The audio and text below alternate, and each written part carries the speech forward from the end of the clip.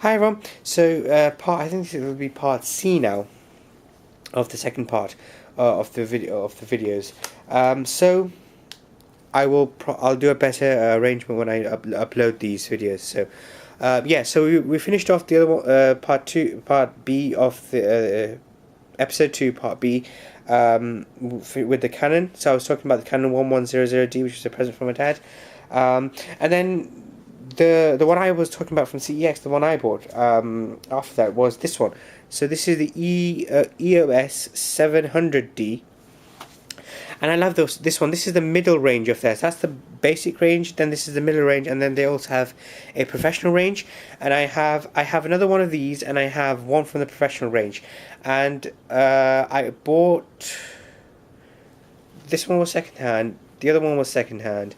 The professional one I did get new, as in like straight from the shop. Because I couldn't find it. I couldn't find it secondhand. But this one, it was practically brand new.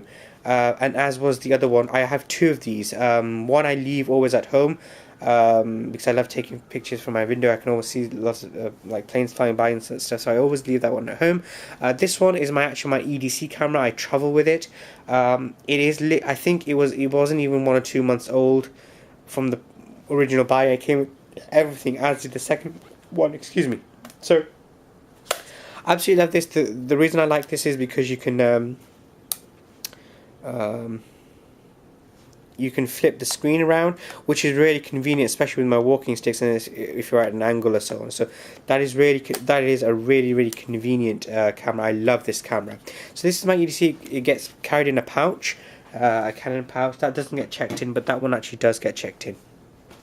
Okay, just some work stuff. Like that's actually a E6. It's a E6B flight computer. It allows you to do base 10 logarithm calculations on the go. Just really convenient for engineering and scientific calculations in the aviation industry and so on. Sony Vaio, a laptop. Oh, I can't complain to you more enough that Sony have stopped making Vaio laptops. I think that is one of the most disastrous, horrible business decisions they could ever have made. I've always had Sony Vaio laptops. I have no idea why they would stop making them, and frankly I'm going to keep moaning about that. I wish they come back and start making Sony Vaios. I've had this one for about 10 years, still going fine, absolutely perfect, love it. This does get checked in. I have an Apple MacBook Pro that I got a couple of years ago. There's nothing on that laptop whatsoever. I only use it when I travel. So if I'm at the airport or something, or if I'm in a cafe and I need to check my itinerary or something, I like a proper laptop with keys. I don't like touchscreen and all that. Apps. I don't like apps that much. Don't ask. I just don't. I like an Apple with a proper. I like a laptop with a proper web page and so on. So I use that. But this has everything on my work and my research. Everything is backed up. But this is my proper laptop. But it's quite heavy, so I check it in. It's fine. When I went, my suitcase is actually GPS tagged. And I have other security measures that go around this and so on, so no one's going to fiddle with it. I like a mouse. I like a proper mouse. This is a HP mouse. I do want I would do want a more comfortable mouse. I mean, this is fine, but I think I want one with a bit more ergonomic stuff. I need to look it up. It's a HP one. I've had it for years and years and years. But I will probably. So if you know a really nice computer mouse that is about this size hand, but really ergonomic. I mean, normal mouse shape, nothing fancy. I have tried one that's like that. Nothing weird, just like a normal traditional mouse shape, but really ergonomic to hold. Please tell me, please give me the code. I'd love to have a look at it, especially if it's Microsoft. It's just a brand that I trust. I mean, that's HP, I think it is HP. Yeah, HP. This is the HP 5-button optical comfort mouse. It's not really comfort, but anyway. So the charging cable, I always travel with an extension like I mentioned last time, but this extension goes into my suitcase. I always have an extension. I've got so much electronics here that I need to have an extension with me at all times. So my extension, the thing I didn't mention here was my, again, this still goes in my suitcase. So I have a mosquito net, a hood like a balaclava, a shemag, and a big white napkin. Now the reason I keep these in my suitcase is that they're always with me. So if I need to go into the field and I don't have my technical bag, I'll always have my suitcase with me. And the shemag, the mosquito net are perfect. The napkin, the huge big table napkin about this big, is also, I mean, it comes in so helpful when I actually need it. The balaclava I hardly ever wear. I've only worn a few times. When I have been out in extremely cold weather, taking photos. I'm not trying to hide my face, no. Just to cover my face from the extreme cold, the bitter cold, because in the UK, especially in December, January, it gets bitterly cold, and if I love taking photos of the moon, and when I go out, it's bitterly cold, so I always cover up. Other than that, I hate wearing a scarf or even a cap, like I mentioned, or I hate wearing stuff over my head, like like a balaclava or even a mosquito net or even a scarf around my neck, which is the shemag. I hate wearing it. I don't know why. I just don't. But they are useful for what they are, and sometimes I do have to use them. I think I have covered everything, and the final thing here is this is a go pack for me. So I've had this go pack for many years, and the reason this started was because when I was very ill, I was collapsing, and I had to have some surgeries in hospital and so on. This was always by the door with my EDC bag. In here is a shirt, a t-shirt, 2 changes of underwear, 2 pairs of socks. And I have also added a watch, a blanket,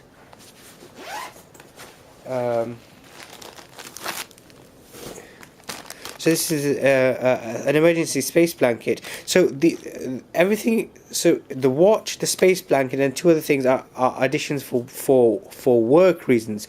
Originally, it just started off with clothes.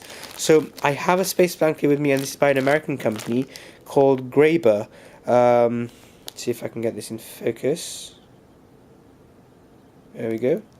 See if I can get it's graberworld.com is their website. I've never gone on their website. I bought these. I bought about three or four of them from Amazon. The original space blanket. They are really good. They are really good quality. I hate those flimsy ones. So this is really good quality. So I have a North Face t-shirt in there. I have a shirt. I have a shirt in there. Some socks. I also have just a spare big bag, like a shopping bag, so just as a carrier when if I'm in hospital.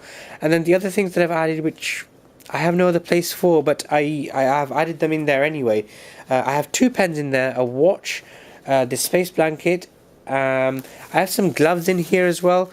These come in really handy. Again, I showed you the pack of gloves that I have here, but this specifically, this is with this one. And then I have this. So this is like, I think this is 1.5 meters. This is like a presentation pointer kind of thing. So there you go. You can probably see how big that is. Almost covers the entire bed actually. So when you're in the field and you need to make a presentation, or you have a model on the floor, it's very easy just to stand up instead of having to kneel down continuously. You can just stand up and you can point to different sections. Or if you grid out if you're doing a forensic search of an area and you've gridded it out, so you can nominate different grids, and you can sort of, if a number of articles in a specific grid, you can point to them and have them, photographed and samples taken and so on. So this is perfect. It's just a presentation presentation stick, but it's so useful that I have it here. So the reason why I have that there is it's still my go pack, because if I was going out, if it was just for a day, I'd have my EDC bag with me, I'd take my technical bag with me, and I would take that with me. So there's no clothes in my technical bag. I do have another bag, the same Helly Hansen 50 litre, which is my outdoor clothes. And then I have this. So this is more like a returning kind of clothes kind of thing. Or in my normal everyday life, if I know that I have to go into hospital, I don't need to pack anything ever, because I hate packing. So once I pack stuff, I leave it packed until I use it and then replenish it. But I hate I hate saying, oh God, I have to go into hospital and what should I take with me? Well, I don't need to do that anymore, because I have my EDC, which is my one, and then I'll just take this with me, and it has a carry handle, and that's it. I'm ready to go to hospital. So it's set. That's my mini suitcase right there, and then I can adapt and add modules and do stuff. So this can fit into there as well. There is space in there. Believe me, there is space in there. So yeah, that's what I carry in my suitcase. Most 99% of people probably won't even carry that, have all the stuff. They'd probably this would probably be their people's home stuff. Well, believe it or not, when I travel, I like to have my home with me, because I'm not probably going to return to my physical brick and mortar home for maybe a month or 2 months. So when I'm away, when I'm staying in a rented apartment or a rented hotel, I want to have my home with me, and my suitcase and my technical bag, together with my EDC, is my home, and I want to be comfortable. I want to be comfortable. I want to be able to look after myself with anything that may present, and then also a lot of this adds value to me being able to help other people with me and my friends, and that is important to me, because I am the group sort of part of the. I'm still a junior scientist, junior engineer, but still, I am the fabricator, the facilitator, the person that needs to go and help and fix things for people, or to help to fix things for people. So I want to, and even if out of work, I still want to be the fabricator, the facilitator, the mender, the mechanic, because I like fixing stuff, and I am still shocked that I can fix stuff. When I fix stuff and it works, I'm like, wow, okay, that's working. Oh, awesome. So I like being able to do that, and I like if someone needs a plaster, I have a plaster. I don't want them to need a plaster, but if they need it, or if they need something sewn up, I have that. I have specialty tapes with me. I have polycon. I have what is it called? Gorilla tape. I have my sasami knives. I have my tools. I have my electrical tools. I have fuses with me. I have a full polish kit with me. A friend of mine, a female friend of mine, she has really expensive shoes. She pretty much exclusively, when she's not in the field, when she's back in the office, kind of, she wears Christian Louboutin. So I have a full polish kit there. She forgot, and I was like, well, I can help you there. And we had a good laugh about that. So she always carries one now, but sometimes she didn't. She just, anyway. So it's just being able to help your friends, because the people I work with are my friends. They're my family as well. Not like blood, but family, friends. Like, it's the same thing for me, same coin for me. And when I travel with my family, I want to be able to help. I would far rather be the person that carries all the junk, and that can help them and let them just carry their clothes and wash kit. I'd far rather be the person who the bag carrier. Even if I'm disabled, it doesn't really make a difference to me. I would far rather be the helper, and then let other people carry the lighter stuff. That's just me. So yeah, it's a ton load of stuff. It's a crater load of stuff, but that's the way I've always traveled, and it's built up over the years. And I've cut down, I've increased, but this is what I always honestly carry with me. And as you can see, I have it with me now. So there we are. That's proof I'm not. I am currently traveling, so I have all the stuff with me. And I've already used the gloves. I brought quite a lot of gloves, so I've been traveling for about 4 or 5 days, and this was actually full. So I've used a lot of gloves because I've injured my hand, so I'm constantly covering. So anyway, so thank you very much for watching, and this concludes this series. Thank you, and please leave me some good comments.